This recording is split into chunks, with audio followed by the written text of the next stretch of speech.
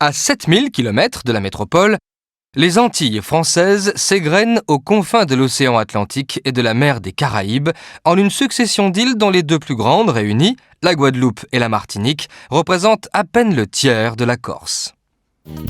La Guadeloupe et son archipel offrent une surprenante diversité de paysages qui s'étagent de la montagne à la mer avec des dénivelés parfois spectaculaires. Les roches tendres d'origine volcanique ont peu résisté à l'érosion de l'océan qui s'insinue dans les côtes en ménageant des anses bien abritées, propices à l'implantation de l'habitat. Bordée de plages idylliques ou inondée d'une végétation tropicale, la Martinique partage les mêmes origines volcaniques. Le sol fertile et le climat ont favorisé le développement de l'agriculture, longtemps première source de revenus. Il y a 5 siècles, un célèbre navigateur traversa l'Atlantique à la recherche de la route des Indes, Christophe Colomb. Il découvrit la Guadeloupe en 1493 et la Martinique 9 ans plus tard. Pendant des siècles, les Antilles avaient été peuplées par les Arawaks, des Indiens pacifiques qui vivaient de la pêche et de leurs récoltes. Leur savoir-faire est passé à la postérité grâce à leur remarquable poterie.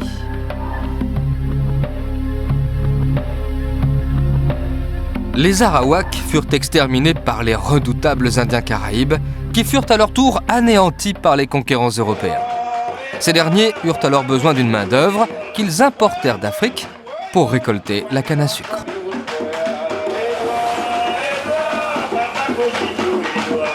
À l'insu de leur maître, les esclaves noirs simulaient leur révolte au cours d'une danse reproduisant un combat factice, le bélé.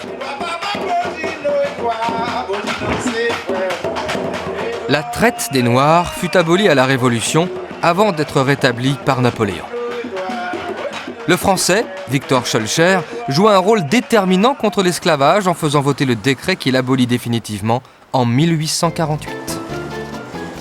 Depuis 1946, la Martinique ainsi que la Guadeloupe avec ses satellites comptent parmi les départements d'outre-mer. La présence française se vérifie à travers les institutions de la République, mais elle se manifeste aussi dans les expressions de la foi catholique, marquées d'influences africaines, en rythme et en couleur. Les défunts font l'objet d'un culte particulier. Leurs dernières demeures peuvent prendre les dimensions d'une maisonnette ornée de céramique en deuil.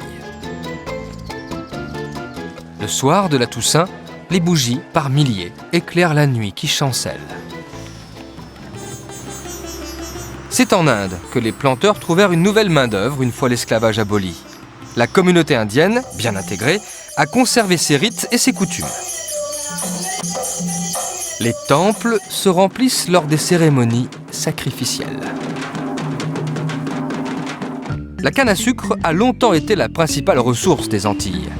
Les coûts de production ont aujourd'hui sonné le glas d'une activité en déclin qui distille toujours cependant un des meilleurs rhums au monde. La banane occupe la quasi-totalité de l'emploi rural avec l'ananas. Ces fruits apportent des revenus stables sur des îles où la pêche est restée au stade artisanal. En dépit de bonnes infrastructures de transport, l'industrie est cantonnée dans le domaine agroalimentaire. Ce sont en réalité les plages de sable fin qui ouvrent aux Antilles françaises l'horizon le plus prometteur.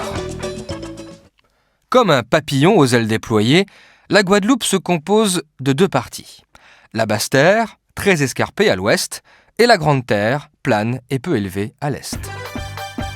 Au fond d'une baie très calme, la ville de Pointe-à-Pitre a pris son essor à partir du port. Elle s'appela d'ailleurs Port de la Liberté à la fin du XVIIIe siècle. Sur la place de la Victoire, la cité rend hommage à Félix Éboué, le premier noir nommé gouverneur de la Guadeloupe. Quelques maisons créoles ont traversé la modernisation de la ville derrière leurs balcons ouvragés. Le métal forme l'ossature du musée consacré au poète Saint John Perse, un enfant du pays.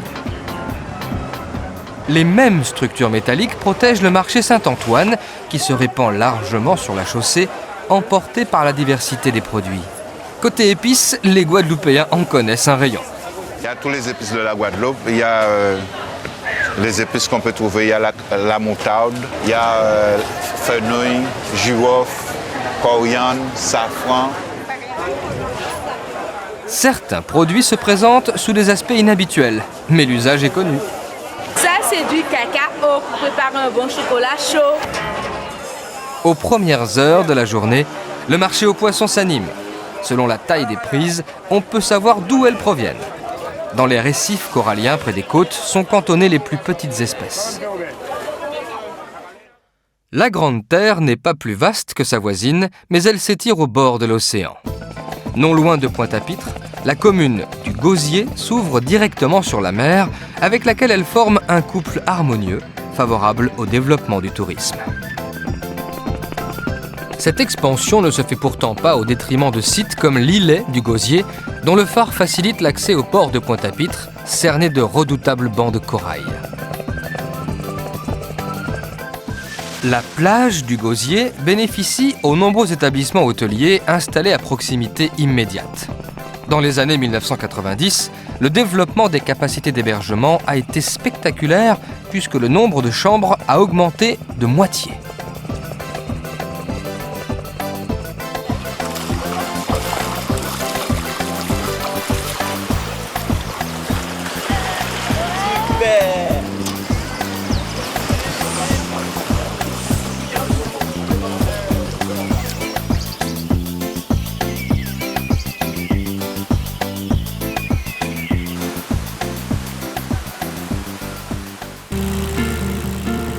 Le long de la côte méridionale de la Guadeloupe, à hauteur de Sainte-Anne, la mer des Caraïbes présente tous les aspects d'une mer intérieure. L'eau et les cocotiers ondulent en chœur et les vagues impétueuses sont tenues à l'écart par la barrière corallienne. Dans ce lagon paisible, aucun choc thermique à craindre. La température de l'eau atteint presque celle du corps. Les fruits de la mer constituent une matière première idéale pour l'artisanat local. Les modes de vie et les traditions de la Guadeloupe trouvent dans l'artisanat ornemental ou utilitaire la possibilité de se faire connaître et de survivre. Plus à l'est, vers Saint-François, le souffle de l'Atlantique commence à se faire sentir. Il gonfle les voiles, bombe le torse et creuse l'eau pour augmenter les plaisirs nautiques.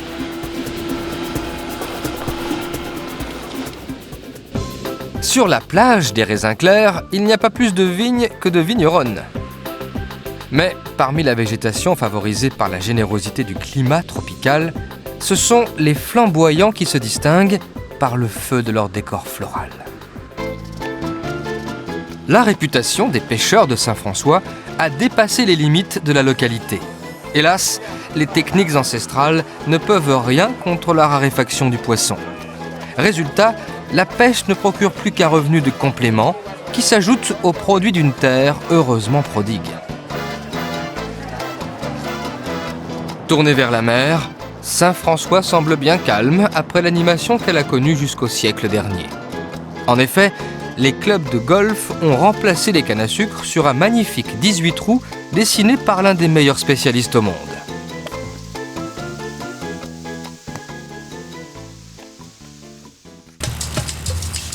À l'extrémité est de la Grande Terre, la pointe des châteaux avance une jetée naturelle dans l'Atlantique sur une longueur de 10 km.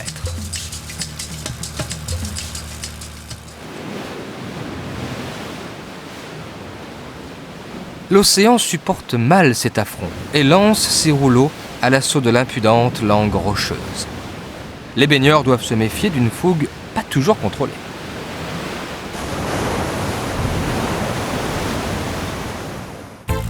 Face à l'Atlantique, le Moule doit son nom à un môle sur lequel l'océan venait buter.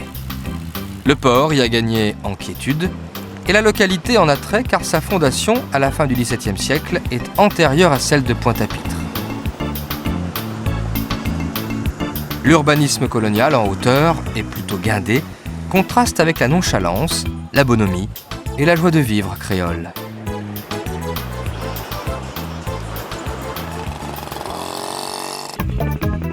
Des pans entiers du paysage des Antilles françaises ont été façonnés par la main de l'homme. Les plantations de canne à sucre en témoignent depuis le XVIIe siècle.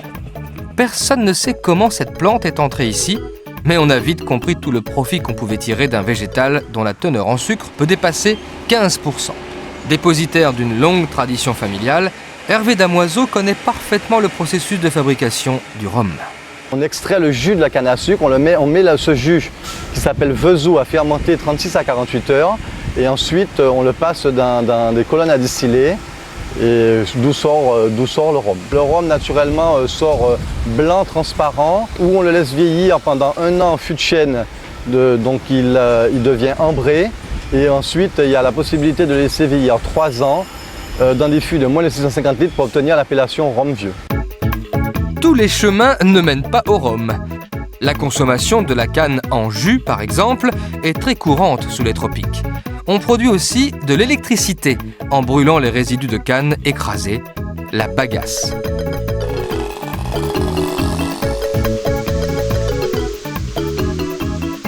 Les moulins à vent, dont les meules écrasaient les cannes, font toujours partie du paysage.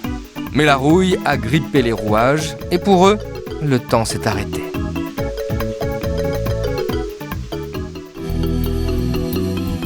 Sur la côte nord, la Grande Terre révèle toutes les caractéristiques de son profil géographique.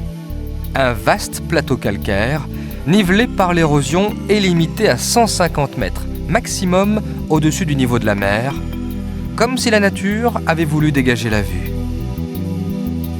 À l'extrême nord, la pointe de la Grande Vigie distingue l'Atlantique de la mer des Caraïbes. En s'éloignant de la côte et en mettant le cap vers l'intérieur des terres, le paysage subit une curieuse transformation quand on pénètre dans la région baptisée les Grands Fonds. Les précipitations ont défoncé le sol calcaire en isolant de nombreuses collines où l'humus fertile a stimulé une végétation luxuriante.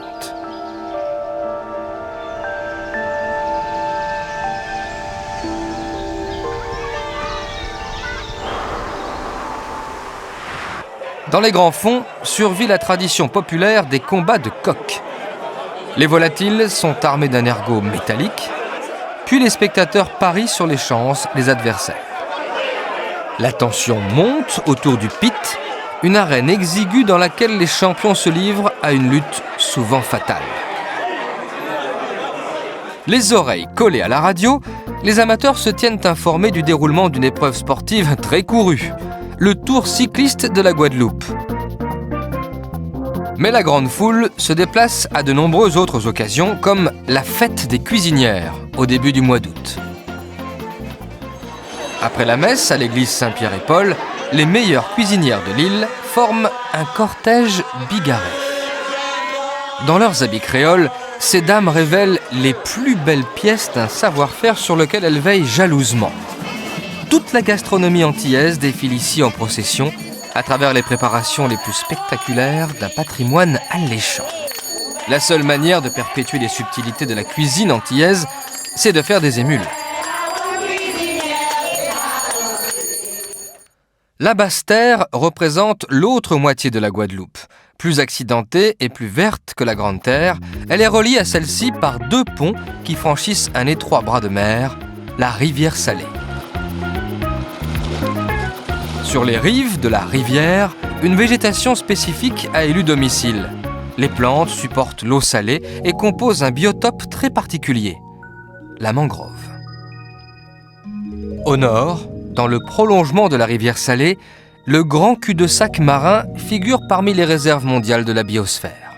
Derrière un long récif corallien s'abritent des îles microscopiques, comme l'îlet Afajou, au milieu d'une eau peu profonde.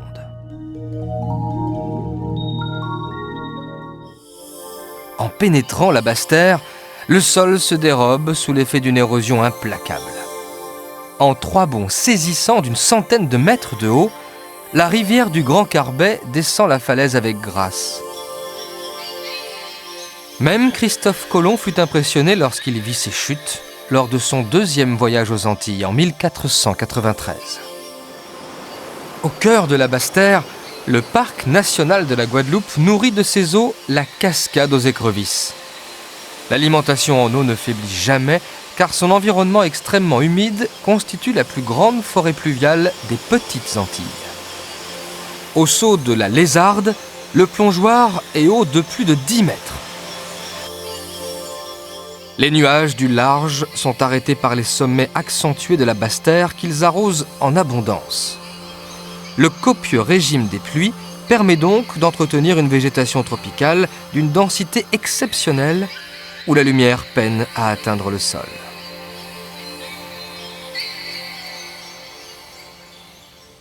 Les espèces, dès lors, tournent largement leurs feuilles vers le soleil, comme la fougère arborescente, mais lorsque la place manque, les végétaux s'élèvent. Sur la canopée, la couche supérieure de la forêt, la progression tient du funambulisme, mais la sécurité est assurée.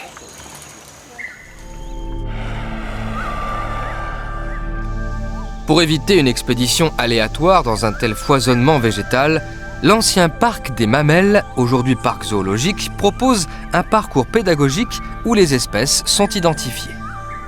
Les plantes, que l'on baptise plantes d'appartement en Europe, trouvent ici leur vraie mesure.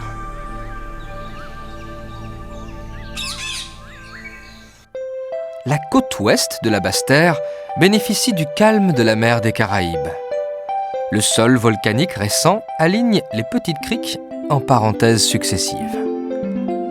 À mi-parcours entre le nord et le sud de Basse-Terre, les îlets Pigeons ont jailli de la mer poussés par la pression volcanique à 1 km des côtes. Le commandant Cousteau en personne a visité le site dans les années 1960. Il a considéré que l'ensemble des fonds marins méritait d'être protégé sous la forme d'une réserve qui porte désormais son nom. À quelques mètres de profondeur, les récifs de corail forcent l'admiration des plongeurs.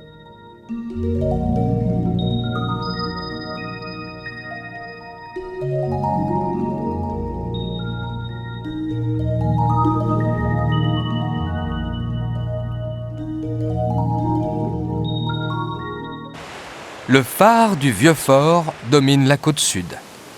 Le fort, érigé au XVIIe siècle, s'est reconverti en abritant un centre artisanal consacré à la broderie jour, un art délicat qui remonte au XVIIIe siècle et dont les secrets se transmettent de génération en génération.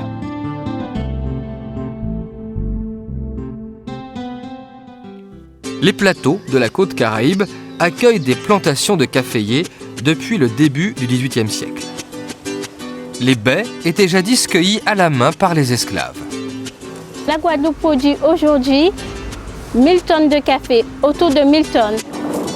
À la fin du XVIIIe siècle, on en exportait 4 fois plus. Le prix de ce café atteignait des sommets car il servait à l'amélioration d'autres variétés. Le café arabica, introduit par les Français, n'était pas grillé. C'est pourquoi on parlait de café vert. Au bord de la route, les lolos, de petites boutiques rudimentaires, proposent aux chalands tout le nécessaire pour se ravitailler, avec le charme des moyens dérisoires.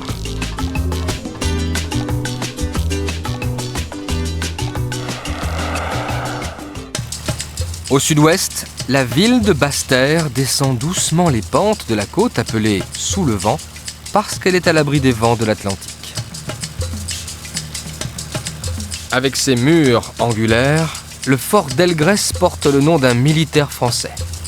L'édifice a connu 5 appellations différentes. Basse-Terre est le chef-lieu administratif du département de la Guadeloupe. Les institutions de la République française y sont représentées par les grands corps de l'État. L'austérité des bâtiments officiels tranche nettement sur la convivialité de l'architecture et de la vie créole, ouverte sur l'extérieur. Le caractère expansif des Guadeloupéens trouve peut-être ses origines dans l'activité volcanique de l'île, dont le témoin le plus spectaculaire est le volcan de la Soufrière. Les émanations toxiques s'échappent en permanence des flancs du volcan. La végétation du sommet n'a pas résisté aux vapeurs acides et le sol, déstabilisé, est entraîné par les eaux de ruissellement.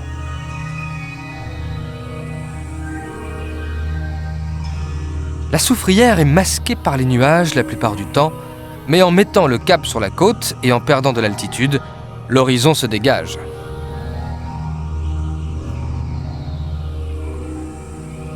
Avec les champs cultivés, les premiers signes de civilisation réapparaissent. La ville et les réjouissances du carnaval. Le temps fort des manifestations populaires aux Antilles françaises, l'expression même de la démesure. Sous les banderoles, des groupes se mobilisent dans les costumes qui rappellent les origines et leur identité créole. Les références précolombiennes sont explicites sous le déchaînement des rythmes.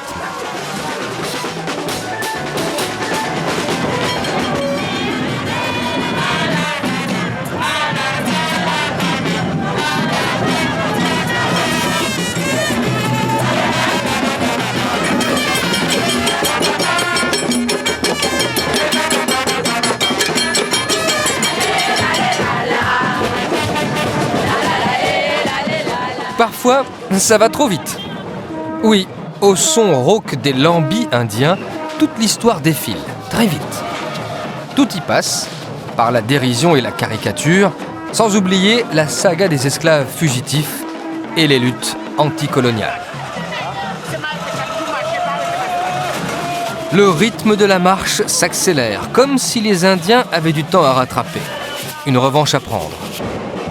Soudain, la nuit tropicale tombe. C'est la fin de Vaval, qui sera immolé par le feu pour qu'un nouveau jour se lève. 10 km au sud de la Guadeloupe, les Saintes rassemblent 8 îles dont les 2 plus étendues sont habitées. Elles portent ce nom parce qu'elles ont été découvertes par Christophe Colomb le jour de la Toussaint 1493. Terre de Haut n'est pas très étendue, mais elle possède un relief prononcé qui soutient le regard sur une baie magnifique, un havre de paix pour les navigateurs. Les Français l'avaient érigé en bastion. Pourtant, le fort Napoléon, bâti au XIXe siècle, n'a jamais servi. Oui, les bateaux font partie du décor aux Saintes. Certains habitants ont traversé l'océan pour s'installer, provenant de Bretagne par exemple. Ils ont développé une technique de pêche, une variante de la pêche à la senne qui exige d'excellentes qualités physiques et qui s'avère d'une redoutable efficacité quand on connaît les bons coins. Ici, l'habitat traditionnel en bois partout est conservé. Et les rares édifices en pierre taillée exorcisent les ardeurs du soleil. Les traditions les plus vivantes donnent lieu à des réjouissances populaires comme le 15 août, un jour où les reines de beauté locales sont à l'honneur. Terre de Bas est encore plus petite que sa voisine et aucune piste ne permet d'y poser un avion. Le seul accès passe donc par la mer, mais les anses étroites et les pentes escarpées ne facilitent pas les choses.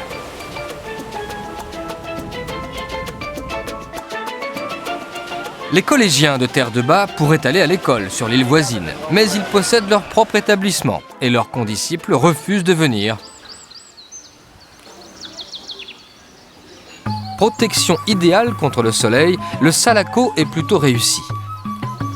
La réalisation de ce couvre-chef est moins simple qu'il n'y paraît.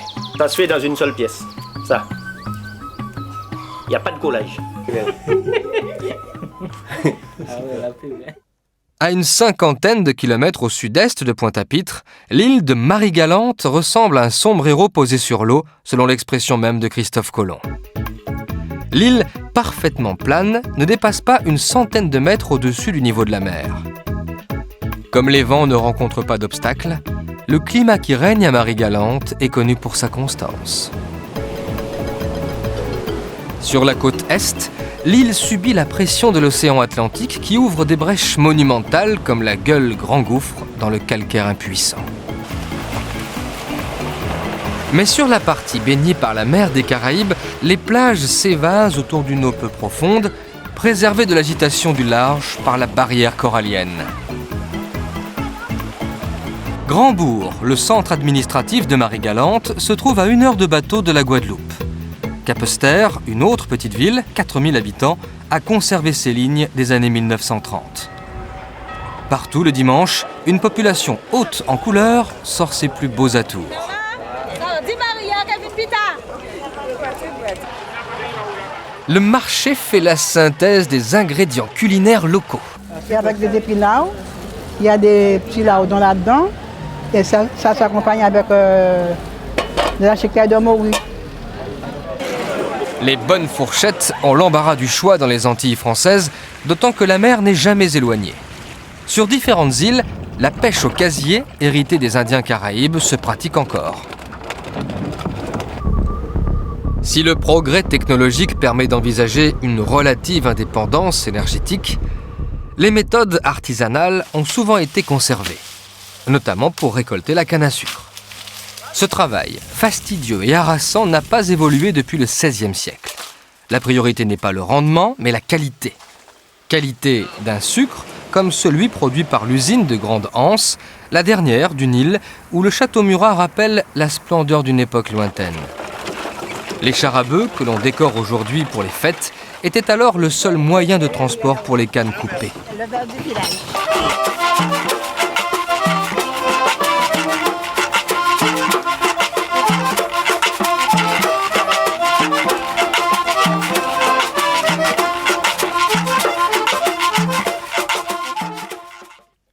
Plus à l'est, dans l'Atlantique, la Désirade étire sa silhouette longue de 11 km pour 2000 mètres à peine de large. Profilée comme un quadrilatère parfait, l'île descend doucement vers la mer des Caraïbes, alors qu'elle pique du nez brutalement du côté atlantique.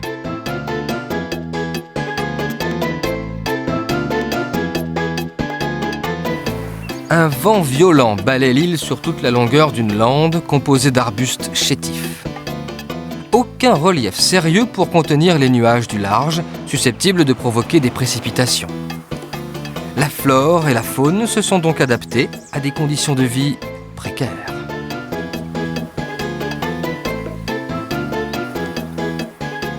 Sur la côte sud, la localité de Beauséjour a compté parmi ses premiers habitants quelques fils de familles françaises exilés ici pour insubordination. La bourgade doit beaucoup à l'un de ses maires, surnommé le maire mendiant, tellement il se démena pour réunir des fonds à la suite d'un cyclone.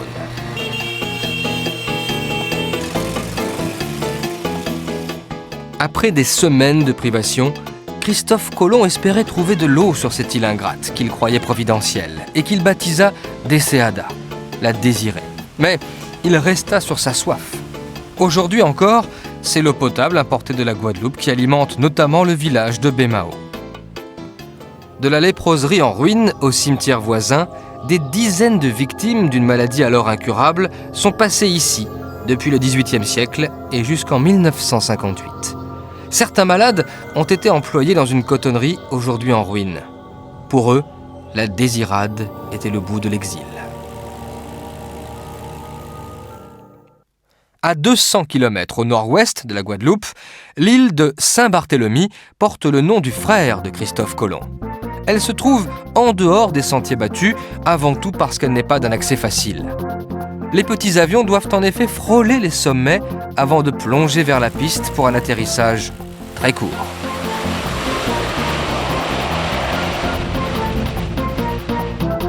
Au XVIIIe siècle, l'île est devenue suédoise à la suite d'un échange avec la France. C'est l'époque où elle reçoit le statut de port franc. La capitale est baptisée Gustavia en l'honneur du roi de Suède, mais l'île redeviendra française après un siècle. Comme à l'époque des premiers arrivants bretons et normands. La rade de Gustavia offre un abri naturel remarquable car elle se trouve sur la côte sous le vent, protégée des vents de l'Atlantique. Une flottille internationale composée de bateaux souvent haut de gamme y trouve refuge toute l'année, attirée par les douceurs du climat tropical, la séduction de l'île, mais aussi par les avantages du commerce hors taxe. Les marques les plus prestigieuses y gagnent un attrait supplémentaire. Mais l'île n'y a pas perdu son âme pour autant. Et du haut de son clocher suédois conçu pour avertir de l'arrivée imminente des ennemis, elle veille scrupuleusement à la qualité de ses résidents. Il faut dire que la barre a été placée très haut et que le prix du mètre carré ne met pas cet environnement de rêve où les maisons ne peuvent dépasser la taille d'un cocotier à la portée du premier venu. En raison du sol ingrat, l'île n'a pas connu la canne à sucre. Il a donc fallu trouver d'autres ressources. Le tourisme et ses loisirs dérivés constituent donc la première activité de Saint-Barthélemy en guise de prélude au paradis.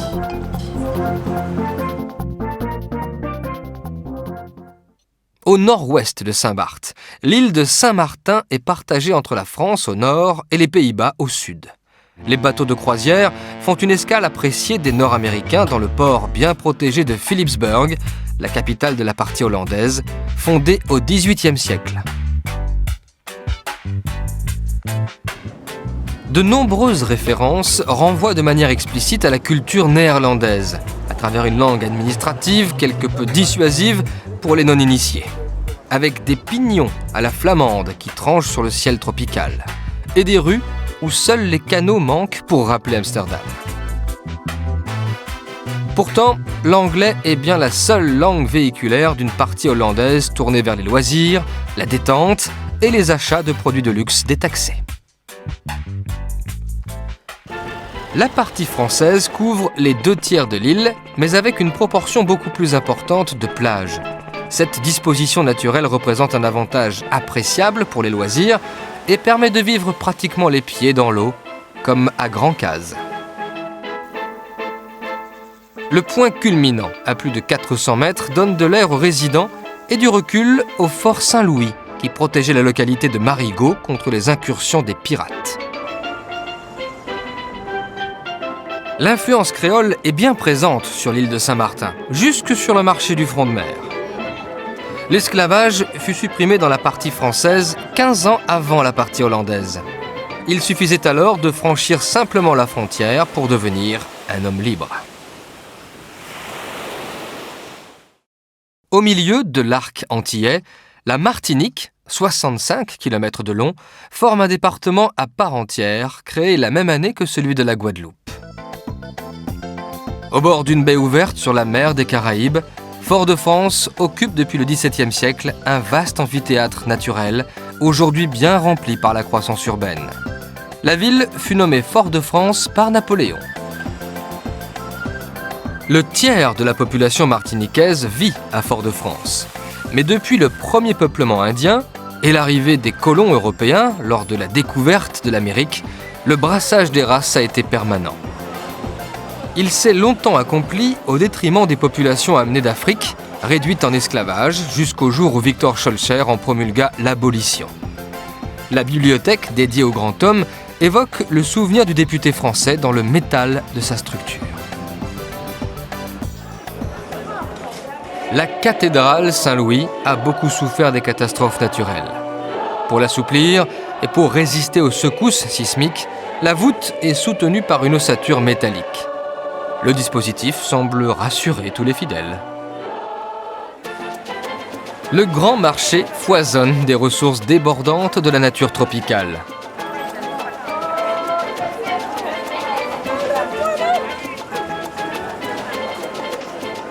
Bananes, gingembre, citron. Le choix est étendu et la concurrence est grande, surtout au rayon des mixtures et des préparations spéciales. Alors, les vendeuses n'hésitent pas à faire l'article. On a tapé dans le rhum, du gingembre, du cola, et puis quelques grains de girofle, et puis la muscade. La rivière Madame a été canalisée. Mais le marché aux poissons y pose toujours ses étals chargés des prises multicolores du rivage martiniquais. Hélas, de moins en moins abondantes.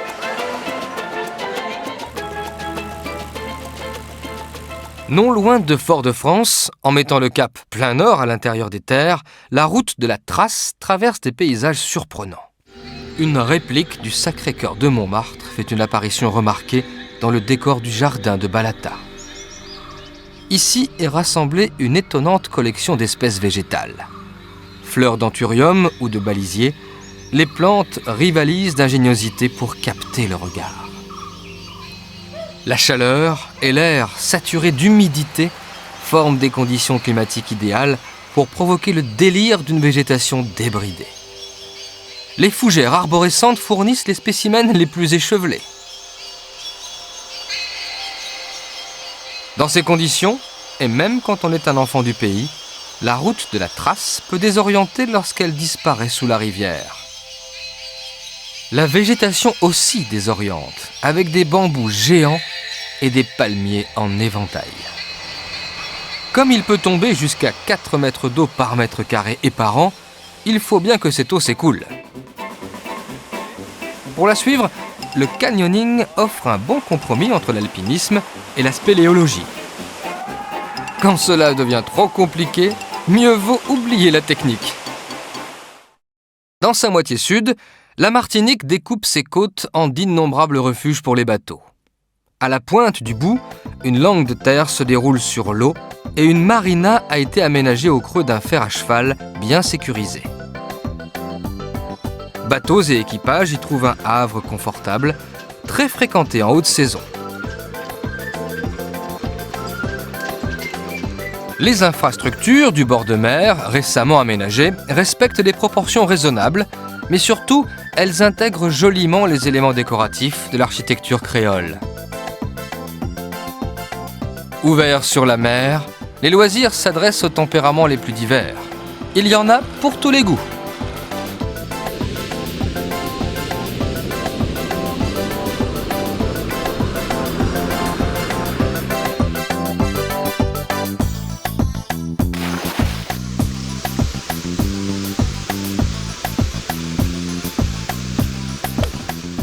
Et le soir, on apprécie le retour aux sources, aux traditions.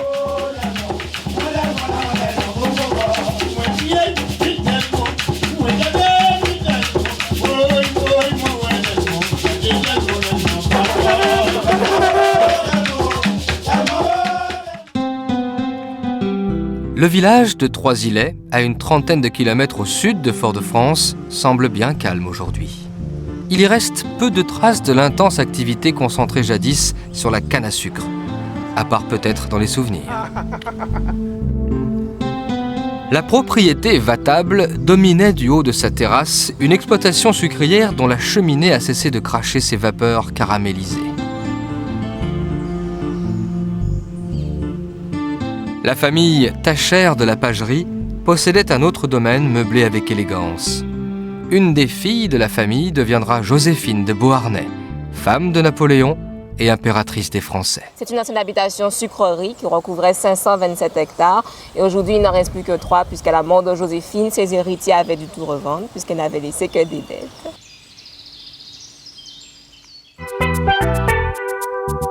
Tout le long de la côte au sud-ouest, la mer a pratiqué des ouvertures au bord adouci. Les anses. Une succession d'ondulations plus ou moins prononcées qui mettent le rivage et les localités à l'abri des vents. À partir d'un sol volcanique, l'érosion laisse un sable noir caractéristique.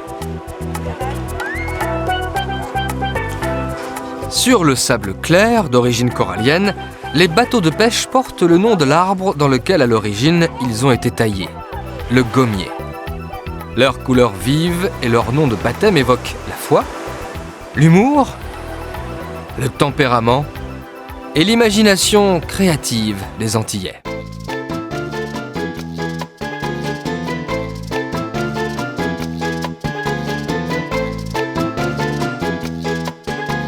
À 3 km de la côte, au sud-ouest, le rocher du Diamant soulève sa masse d'origine volcanique à près de 200 mètres au-dessus de la mer.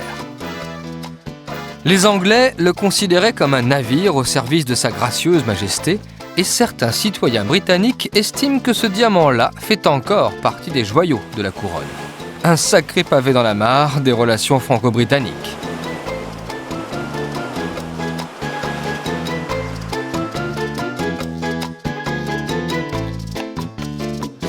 Sur la côte sud, la localité de Sainte-Luce a vu débarquer autant de bateaux anglais que de cyclones. Pour les premiers, il n'y a plus rien à craindre. Quant aux seconds, la girouette redouble de vigilance. Les premiers colons français ont pénétré une terre inhospitalière où les Indiens Caraïbes régnaient en maîtres. Une rivière porte le nom de leur chef, baptisé Pilote. Celui-ci abandonna des territoires fertiles où la canne à sucre prospéra. La récolte manuelle est la seule méthode qui assure un travail de qualité. En effet, le feuillage est éliminé proprement pour dégager la tige et la couper en tronçons. Cette technique éreintante est encore utilisée par les fabriques de rhum agricole qui distillent le pur jus de canne et non ses résidus. Les connaisseurs apprécient ce rhum à sa juste valeur.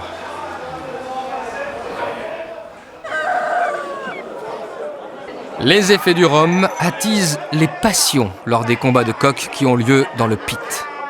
Les coqs subissent un entraînement long, doublé d'un régime alimentaire bien particulier. Les propriétaires investissent des sommes considérables pour entraîner leurs champions. La mangouste livre un autre combat singulier avec un serpent venimeux. Un duel qui tourne généralement à l'avantage de la première. La mangouste a été introduite aux Antilles pour éliminer les serpents dans les bananeraies, mais elle s'est attaquée aux oiseaux et aux autres petits mammifères, sauvages ou domestiques.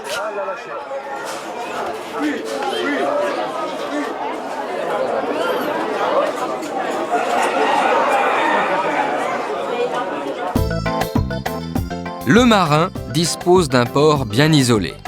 Les bateaux y bénéficient d'un mouillage au calme, bienvenu avant d'affronter l'Atlantique. C'est l'occasion de faire les réparations qui s'imposent et de veiller à l'état du gréement. Le port du marin, le plus important de toute la Martinique, stimule les petits commerces qui trouvent dans la clientèle de passage toutes les raisons d'avoir le sourire. Comme des avions dans le ciel, les bateaux vus d'en haut semblent survoler des montagnes. La mer prend ainsi les couleurs de la terre, et la terre forme des vagues énormes à sa rencontre. La Martinique méridionale organise parfaitement la fusion intime des deux éléments.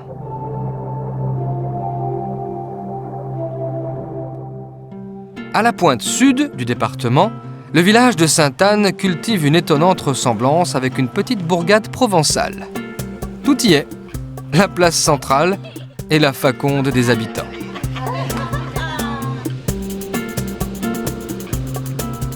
La vue sur la côte et le cimetière marin complètent le tableau d'une localité et d'une société où passé et tradition ne manquent jamais une occasion de revivre, notamment lors de la fête patronale. Toutes générations confondues, l'élégance créole déroule les étoffes chatoyantes et les bijoux d'or fin en hommage à la culture antillaise.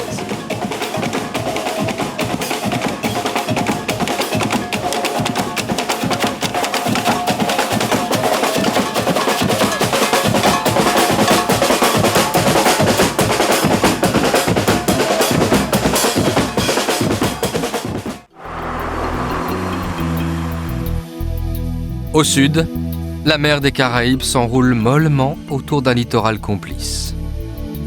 Le cordon de sable et l'eau translucide ajustent leurs mouvements et produisent des merveilles comme la grande anse des Salines, une courbe harmonieuse à laquelle même les cocotiers se plient.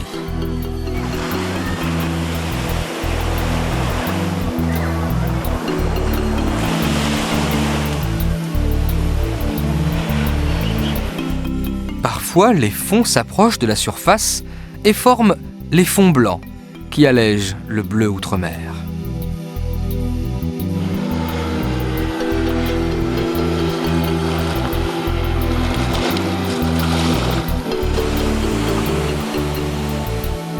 L'Atlantique s'annonce plus sombre à hauteur du François, une localité rude. Aujourd'hui, la jeunesse semble lui tourner le dos, bien décidée à changer de vie. L'horticulture offre un beau débouché avec l'anthurium, cette fleur répandue dans toutes les Antilles françaises.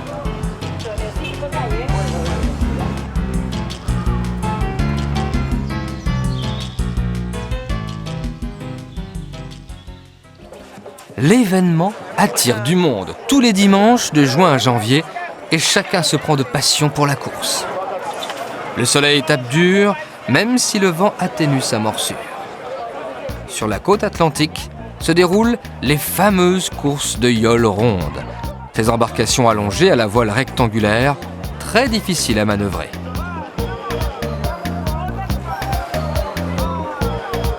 Les équipages rompus à l'exercice sont galvanisés par leurs supporters jusqu'à la victoire finale dont le prestige retombe sur un quartier, voire sur tout un village. Parmi les nombreuses excroissances qui hérissent la côte est de la Martinique, la plus spectaculaire avance dans l'océan sur 15 km, la presqu'île de la Caravelle. Cette formidable jetée naturelle protège l'anse l'étang de la violence océanique. Les cocotiers lui décernent les palmes du mérite à la plus grande satisfaction des baigneurs. Les vestiges du château d'Ubuc se détachent sur la baie du Trésor, en souvenir d'une famille enrichie par le sucre, puis rapidement ruinée. Dans le nord de l'île, la Trinité bénéficie d'un emplacement idéal au fond d'une baie jadis très fréquentée par les bateaux. En effet, il suffisait de traverser l'île en ligne droite pour arriver à Fort-de-France. Quant à Sainte-Marie, elle s'abritait derrière un îlot placé en avant-poste, à partir duquel tout le trafic maritime était contrôlé.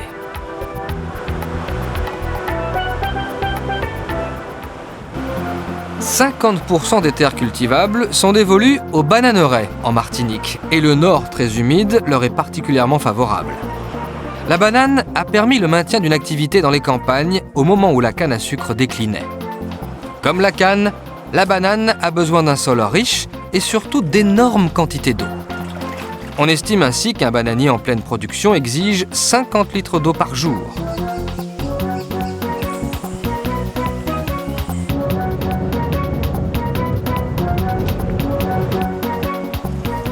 Plus on monte vers le nord, plus le paysage devient sauvage. Les vallées se creusent, mais les dénivellations sont vite comblées par la forêt pluviale. Les cours d'eau font le lit de torrents rocailleux d'apparence paisible, mais imprévisible.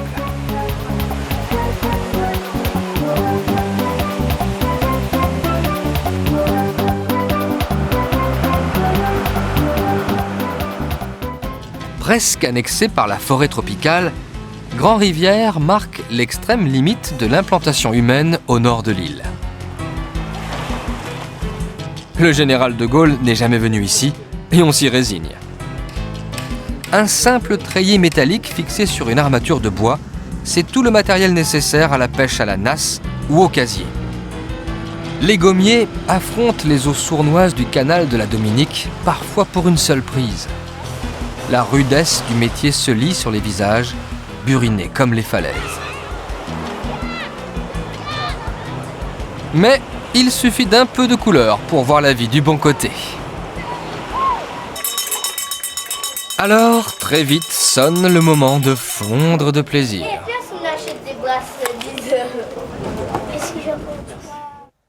Sur la côte ouest, Saint-Pierre est l'ancienne capitale de l'île, installée au pied du volcan de la Montagne Pelée.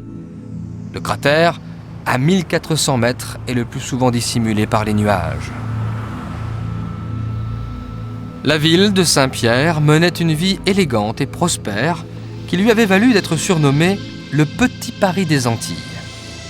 En quelques secondes, la cité florissante fut rayée de la carte après l'explosion du volcan, le jour de l'ascension 1902. Une nuée de cendres brûlantes recouvrit tout ce qui avait résisté à l'explosion. Le théâtre fut pulvérisé dans la catastrophe qui fit 30 000 morts. La ville entretient le souvenir de cet événement tragique et aussi celui de Siparis, seul survivant, retrouvé indemne derrière les murs de son cachot. Même les plages de sable noir rappellent à la région le péril volcanique qui la menace en permanence. L'imaginaire collectif a été profondément marqué par la Montagne Pelée. L'histoire du volcan imprègne de nombreux contes et légendes transmis par la seule voie orale. Ces histoires populaires sont remises au goût du jour pour exorciser les peurs et perpétuer la tradition. La langue créole, par sa souplesse et son vocabulaire, est le support vivant de ces valeurs transmises de génération en génération.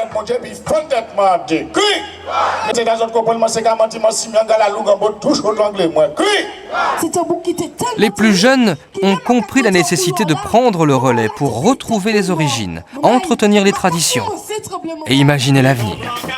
dédoublé, des noms blancs qu'a dédoublé, des métiers criminels à pas qu'à jouer.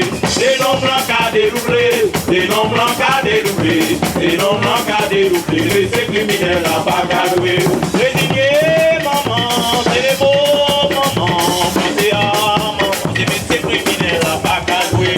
Résigné, maman, c'est les beaux mamans, pensez à maman, des métiers criminels à pas. La France trouve aux Antilles le tempo qui réveille et les vibrations qui la transportent. Il suffit pour s'en imprégner de se laisser aller et de suivre le rythme de l'Alizé.